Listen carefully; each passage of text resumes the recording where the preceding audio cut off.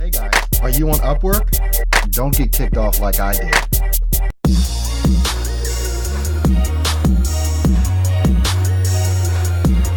guys, hope you are having an awesome freelance day. My name's Earl Hall. Thank you so much for watching my YouTube videos. I would ask, please, what do they call it? Join, follow, subscribe. That's it. Subscribe to my YouTube channel and make sure you stay up to date with everything that we're talking about that is going to enhance your freelance career. You know my hashtag, grind and don't quit. Yeah, I did get kicked off of Upwork. That was like, I've only been on Upwork for like maybe 2 months or so. It was one of the new things that I decided to get into this year, along with my email marketing strategy that I simply just love. But I joined Upwork, didn't really read the rules and things of that nature. One of the first client that I got, not the first client, I think it was somebody made a proposal, something anyway. I told them that they could just contact me any way they wanted to. Well, that's a no-no on Upwork. You have to do the work on Upwork.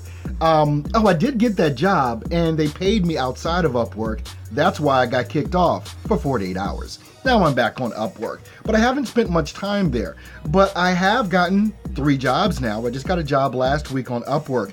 But it was interesting. Let me just see here. I got in a Facebook post from one of my followers, Andy Hagar, and he asked me, "Hey Earl, I love your video. Can you do a video or give me advice on writing Upwork proposals? I've been on Upwork for a few months and haven't got any jobs. Sad face. Thanks for taking time to read this." Well, Andy, I wrote an entire blog on what you need to do on Upwork. Basically, the 3 things you must know to win on Upwork. I'm not going to go through the whole blog, but there's some key points that I wanted to make this, centered around this whole subject in this video. What you need to do on Upwork is all about consistency, and that goes through all of the different freelance sites that are out there. You've got to be consistent. When you first join Upwork, they actually give you a boost and get your, what do they call it? Get your profile out there and let people see it more. And it's a way that you can actually start getting work. But one of the things that I say is you've got to be the early bird.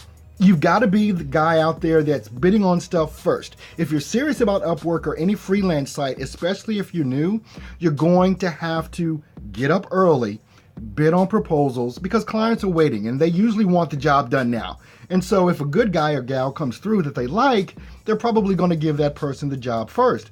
It also entails going into, how much you charge, what your skill set is, things of that nature. You want to make sure that you've got, what do I have here? A killer profile. Make sure that your profile is not just me. Make sure that you're letting the client or the prospect know you care about them. And I also, in the blog that I wrote, there's in the description below, you can find a link to the blog. And I go through all of these things, but you don't want to be selling right here. You want to be showing that you care about this particular client. The second thing that you're going to want to make sure that you do is, what do I have here? I already said bid early. You want to make sure, always put a video on your bio. Whether it's you in the video or it's just showing your skill set, put a video, because people love to look at those videos. The key thing about an Upwork profile, and this is, I think, just one of the things that clients just hate. People don't read the job posting. They just start writing a proposal. Go through line by line on that job proposal that this prospect or potential client has put out for bid. Make sure you read it line by line. Respond to it line by line so they know that you've read it.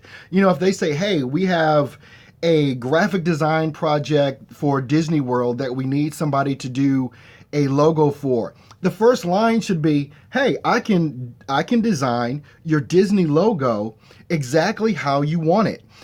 And then go on and go line by line, reading what they have submitted, out for bid, and put your proposal exactly to their words.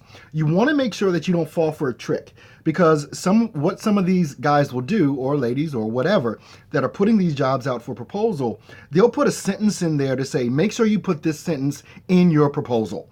They do that because they know people don't read it. Please, please, please do not use a template. Don't use a template to respond to every single post. People can sniff those things out immediately. Well, Andy, I hope this answered your question, and I hope this is helpful for you. But make sure always, above everything else, grind and don't quit. Once again, I hope you guys subscribe to my YouTube channel.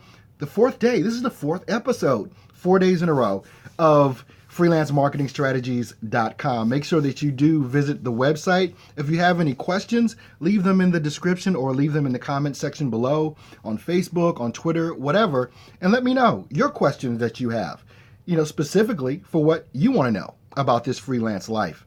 You guys have a great day. I'll see you guys tomorrow. It's Friday.